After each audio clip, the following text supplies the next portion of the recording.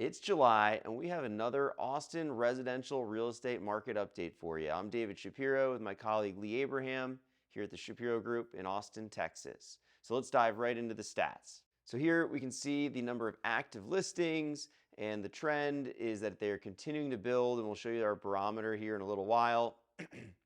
But we're up to just under 2,700 active listings, and this is single-family homes within the city limits, to be clear. So David, if we take a look at that 2,672 active listings, based on the most current numbers, the pending sales, that gives us just under a 3-month inventory. However, if you look back over the past 12 months, we were selling fewer homes per month, just under 700. Based on that vantage point, we'd be looking at closer to a 4-month inventory. So people who've been watching these videos over the past few months will see that, again, basically a very stable monthly housing inventory for the city of Austin. Yeah, so 12 months ago was when the market basically peaked. Right. And so from that point, sales have slowed. The average over those 12 months is actually lower than it is in just the last month. Right. So that's a good sign for the Austin housing market. Yep, looks good. So here we can see the 30-day monthly housing inventory over time, and it was extremely low the first half of last year. Artificially low because the Fed had kept interest rates so low. Right. It went up pretty significantly from May to November, went up all the way to 5 months of inventory, and now it's kind of stabilized in that 3 to 4 month range. You can see it's kind of bobbled up and down, and we're probably going to stay in that range, and it'll slightly elevate here if the trend continues. Yeah, I think we'll be right in that 3.5 month zone for the next couple months. We'll see what happens, but that's what it looks like. All right, so here you can see the number of sales, and year over year we're down 19%. And so this number has gone anywhere between down 10% to 30% for the month, year over year. And so we're kind of in that range. Sales are down, which we're expecting with everything going on in the macro environment.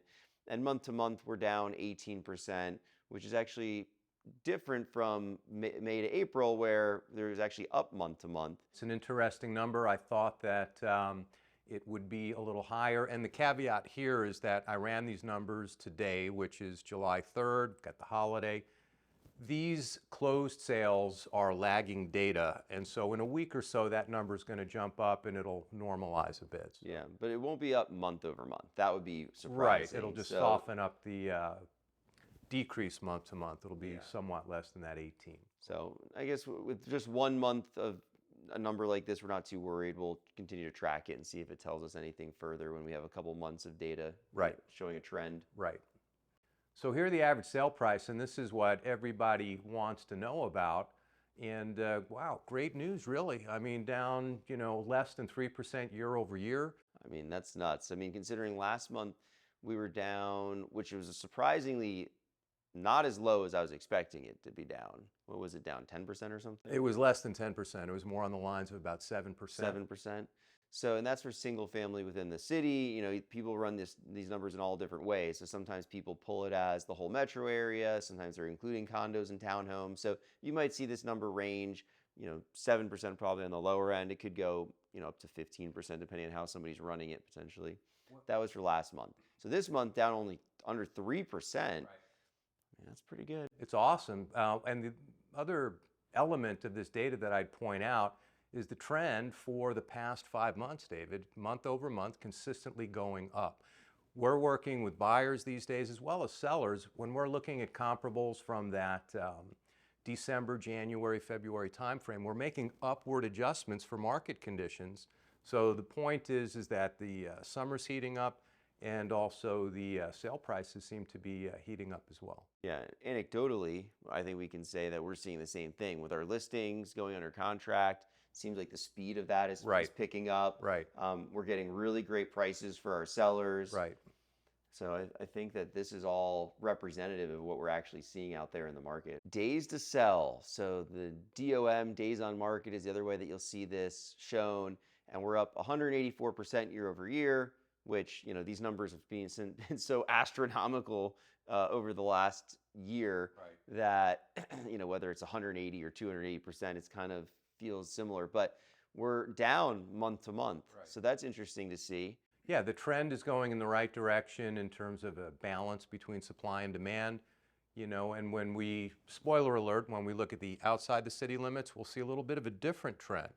But here in town, 37 days on the market, if I could have that as a stabilized number for, over extended period of time, it's a good number. And then part of it, David, is new listings. I mean, for folks that have equity, that are homeowners, they just want to know, is the value of their home going up or down? Buyers and sellers have a more dynamic interest. And for our purposes, what we don't want to see in a softening demand environment is a rapidly increasing supply of new listings, the glut word. And we don't have a glut. The numbers are up month over month, down year over year, but that 1,400 new listings hitting the market is a good number to keep that monthly housing inventory in balance. Yeah. I guess, what happened last year at this time and why the down is so much, because you can see the trend. Last year it was 1,400 in May, then 1,500 in July. So the outlier was June. And so all of a sudden sellers realized, oh my goodness, interest rates are going up. This market is going to change. Yeah. And so there was a flood of listings that came online in June, people trying to catch the end of the really hot market. And they had missed it at that point, but you can see we're back to a normal trend where we'll probably see a similar number of listings in this 1,500 range in July would be my guess. Totally agree. It's the get out while the getting's good, a little bit late to the party kind of concept. Yeah. And we're going to see the reverse of that here when all of a sudden everybody realizes it's a great time to buy. Correct. And buyers are going to flood in, inventory is going to drop. We just don't know exactly when that's going to happen, but we're telling you right now, it's a great time to buy. And the data shows that there's just not enough inventory long term. If you keep looking at what's going on, not just in Austin, but macro, is that we just can't build enough houses in this country. There was a 10-year period after the great financial crisis where we did not build enough homes, and that trend is continuing, especially with interest rates up. It makes it harder for builders to build. Material costs are still high. So there's a lot of reasons why that we're just not going to build enough homes, and when everybody decides at the same time that it's time to buy, all of a sudden it's going to be on. It's funny. I read a article the other day that was saying, yeah, when mortgage rates drop back down to 5%, there's going to be a flood of listings. Well, don't wait for that. Right. Yeah. A flood of buyers. Flood of listings. Oh, really? Yeah. Why is that? Because the sellers that have the golden handcuffs on their current low mortgage rates would now feel okay with purchasing and selling the home that they've been holding on to because they've got those low mortgage rates. And so what do you think that's going to create? I don't think it's going to happen anytime soon.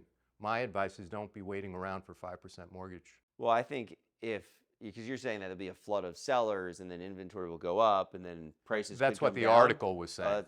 Yeah. I mean, I think the opposite of that is all the buyers that are going to come in. And in some markets, who knows what will happen. But in Austin, there's just enough buyer demand that I feel like the buyers would swoop in and take advantage of that opportunity. Yeah, absolutely. And that's why we take a look at supply and demand. This article was giving information in a bit of a silo on the supply side. Yeah. I'm just kind of pointing out a fun fact. Which is a warning to, taking all these different things with a grain of salt. There was somebody putting out there all the Airbnb data, which I think is hot to talk about, which was that some of these markets like Austin are down over 40% in Airbnb revenue. And then he showed a chart of how many Airbnb listings there are and how many homes there are on the market. And his takeaway was all these Airbnb people are going to have to sell and it's going to crash real estate prices, which is totally inaccurate because we're talking about the total inventory of Airbnbs versus just the active listings. That's not comparing it to the total inventory of all homes available, right? So only a small fraction of those Airbnbs are going to go sell, and that's only a very small fraction of the number of transactions that are happening on a monthly basis in the residential real estate market. So it's not apples to apples at all. So there's no risk of the Airbnb market crashing the residential real estate price market, right? Yeah, there has been a crash in Airbnb revenue. So we have several people that have come to us over the last 2 months that have said, wow, my Airbnb revenue is down significantly. I need to sell or I need to rent my home long term because it just doesn't make sense to Airbnb it anymore, right? So there's been a crash in the revenue, but that's not going to lead to a crash in residential real estate prices. That's too much of a stretch. So back to our regularly scheduled program. Expired listings, again, nothing to see here, very stable. We just track it in case something pops up. But Another non-story really is the sale price list price ratio, extremely stable over the past 6 months, hovering at just under 98%, and that is a very healthy indicator of market sentiment. Yeah, it's interesting because this chart only goes back to 2018. So you can see a lot of 98%, 99% as inventory was dropping. But I remember historically in like the 2016 time period, 97% was kind of the number. I remember investors being like, okay, well, if I can get 3% off the list price, that's kind of where I should be. So, we're kind of in that range. Of course, it's on a individual property basis. It doesn't work exactly that way because the list price is a bit arbitrary. It's decided between the listing agent and the seller, and they could list super high, they could list really low. So you got to look at that on a case-by-case basis. So when you're going to make an offer as a buyer, you need a team to help you put together an analysis and determine what's the right price to offer. It's not based on what the list price is. I mean, that's a factor that we take into account with the strategy and the negotiation, but that's not how we determine how much we offer. Right. And our listing inventory barometer. So only found here, folks. So what we're showing here is at the 100% line that means there's the same number of listings as there are homes sold for the week. And by sold, I mean just pending they've gone under contract. Right. So you can see the trend over the last couple months has been that we have more listings than have been homes sold. And so specifically for the last week, there was 261 new listings and there were 192 sales. So that's a ratio of 136%. Basically, what's going on here is our inventory is growing anywhere between 50 and 100, call it 70, 75 listings a week. 75 more listings at the end of the week than there were at the beginning of the week. And when you take a look at how many homes we're selling a month and our monthly housing supply, we've got a very gradually growing market, and that's basically good for everybody, buyers, sellers, and investors. So I like the trend, and all I'm looking at there is stability. It's going to be really exciting to see what happens throughout the summer into the fall. As long as we don't get that big spike in new listings, which we're not foreseeing, we're going to be in good shape. Okay, two questions for you. One, I remember you saying that for every month, we're growing the monthly housing inventory by, what was that number?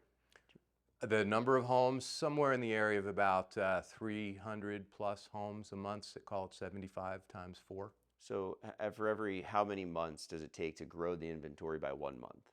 Well, that would be if we're selling 800 a month and you're growing 80 a week. So 10 weeks. That's 10 weeks. Yeah. 10 weeks. So which is 2.5 months. So every 2.5 months that go by the house. So if we were to fast forward 2.5 months from now, so we're in the beginning of July, so we're talking, middle of September. Something like that. We'll go from 3 months to 4 months of inventory if this trend continues. And that's assuming stable demand. But typically demand is going to be picking up over the next few months. So we'll see how that plays out. All right, we'll see. Yeah. The other question is, you said that this is the inventory is growing by 75 listings a week, and that's good for everyone. Right. So somebody listening to this, they're a seller. Yeah. Why is that good for somebody trying to sell? Because it's attracting a more active market. And as a seller, the one thing that you're looking for is to capture the demand that's in place when your listing hits the market. More listings is going to bring out more buyers. It's just an interesting phenomenon.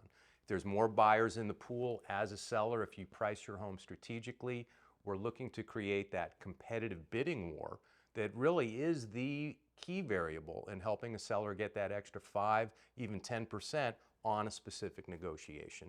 It's just good for everybody. Yeah. And I think we've seen that here with a couple of our listings Exactly. where we've, even in this market, attracted multiple offers and gotten sellers amazing prices. Yes. Because there's been more listings, but that's creating more buyers willing to come out, right? Yeah. So it's an interesting dynamic, but Right. We've seen it in practice and it's true. It's kind of like luggage in a vacation, David. The bigger the luggage you bring, the more stuff you're going to bring back from your vacation. Just the way that it works. All right, well, that wraps it up for our stats on the city. So let's talk about the outlying areas, the suburbs outside of the Austin city limits.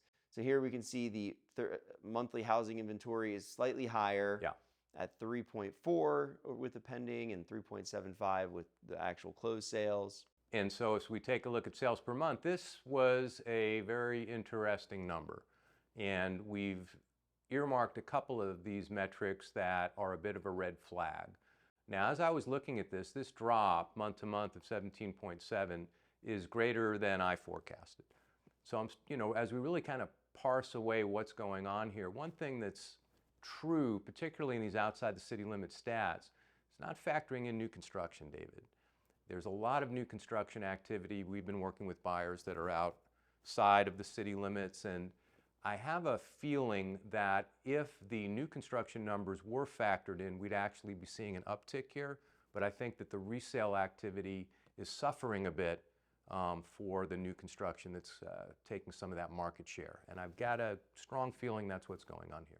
And so to be clear, so some of the new construction data is probably in here, but what happens with builders is they a list very limited percentage. If they have 30 homes that are Right. available in a community, they might only list 3 or 4 of them Correct. just to get buyers to come in the door. Right. And then they might sell them something else. And the way that the MLS works is you don't have to put the houses up there if they were never listed on the MLS Right. for the sold data. So we're only seeing a fraction of what's being sold in these new home communities, whereas the resale stuff, the majority of that is put on the MLS, and then we're seeing the closed data here. Yeah, and the other thing to keep in mind is that there's a much greater volume of new construction outside the city limits where there's land to develop versus in town where it's totally landlocked and it's more of an infill type opportunity. Mm-hmm. And so then the average sale down 9.7% year over year. Still really not that bad considering everything, but certainly not as good as the 2.7% within the city. Right. So again, city holding up better than the suburbs, which has been my thesis for a long time. Buying the best neighborhoods, they do better in the good times. They hold up better when things are a little bit, I wouldn't call this the bad times, but when things aren't doing as well. Off peak. There you go. I'd also like to point out the month-to-month trend here over the past, 5 months, 6 months. Prices have been going up in the burbs. And so at 525, essentially that's a good looking number. If we look back even over the past year, we're moving in the right direction for equity holders outside the city limits. Yeah, and looking back 2 years, like this person, if they bought it for $503,000 in 2021 and their value is now $524,000, like they still have some pretty good equity. Yeah. So that's the other thing to keep in mind, that the majority of people still have equity. Days on market, 62 days. So when we've been doing this over the past several months, and if you look back, 64 for May, 70 in April, 74 March, 71 February, those were teetering on being very concerning numbers. And if they were to get up to 90 and into the triple digits, it would be a significant red flag that, again, at least the resale market is lagging.